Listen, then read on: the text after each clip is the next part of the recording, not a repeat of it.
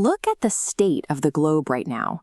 We have active kinetic conflicts in the Middle East, persistent inflation, and fractured supply chains actively dragging down international markets. That is the volatile environment Donald Trump stepped into when Air Force One touched down in Beijing.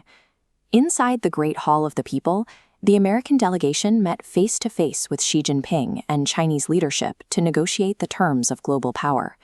In traditional diplomacy, military disputes and trade policy usually occupy separate rooms, but in Beijing, those lines vanished, treating access to consumer markets and control of military technology as inseparable parts of the same negotiation.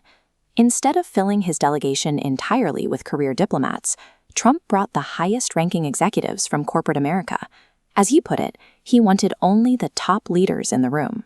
Executives like Apple's Tim Cook, NVIDIA's Jensen Huang, and Tesla's Elon Musk took a central role in the negotiations. This corporate presence yielded immediate transactional concessions. China abruptly renewed hundreds of American beef export licenses, an immediate goodwill gesture to American agriculture. You have billion-dollar supply agreements sitting on the same table as active military threats. The question is whether these lucrative private sector deals can actually diffuse a superpower conflict, or if they simply act as a temporary band-aid while both sides prepare for a broader war. Once the cameras left and the public handshakes concluded, the focus shifted from agricultural exports to modern, invisible warfare. A massive portion of the discussion centered on chemistry, specifically the regulation of fentanyl precursors manufactured in Chinese labs and shipped across the Pacific Ocean into the United States. From chemistry, the negotiations moved to the technological frontline, the race to control artificial intelligence and semiconductor manufacturing.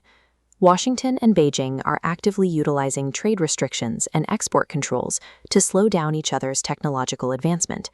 They are cutting off access to the specific high-end chips required to train next-generation AI models. A semiconductor restriction or a chemical export ban does not function like a standard tariff on steel. These are the underlying components of modern military infrastructure and public health. Controlling them is a matter of absolute national security. Those boardroom negotiations over supply chains directly intersect with the active kinetic wars currently escalating across the Middle East. Both the American and Chinese economies share a massive mutual vulnerability, the Strait of Hormuz. This narrow waterway connecting the Persian Gulf to the open ocean is the ultimate geopolitical chokepoint.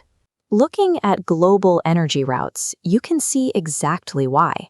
The data shows 20% of the world's oil passes through this single channel. If the region's conflicts escalate to the point where this strait is closed or militarized, global energy prices will spike exponentially. Rival superpowers agreed to keep this route open simply because weaponizing it guarantees mutual economic destruction. While energy and trade found some common ground, the summit eventually hit the single most volatile military flashpoint on the map, Taiwan. Xi Jinping's stance in the room was absolute. He explicitly told the American delegation that Taiwan is the most important issue in China-US relations. Later, standing beside Xi at the Temple of Heaven, Donald Trump faced a barrage of shouted questions from reporters asking if they had discussed Taiwan. Trump did not answer. That silence, occurring at a moment of peak military posturing in the strait, left regional allies to parse the void for a change in U.S. policy. Without a clear public reassurance, the ambiguity itself became the lead story across Asian news networks. The response to that silence was immediate. Taiwan publicly stated that China remains the sole risk to regional peace, as Chinese military aircraft and naval ships continued active maneuvers around the island. High-level summits rarely produce a single treaty that resolves decades of tension overnight. What emerged in Beijing is a framework Xi Jinping referred to as constructive strategic stability.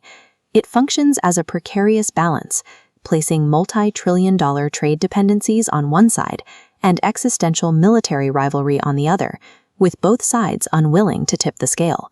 The summit did not end the conflict. It established the formal rules of engagement. The world's two largest powers have mapped out exactly how they will compete for dominance in a permanent multipolar Cold War.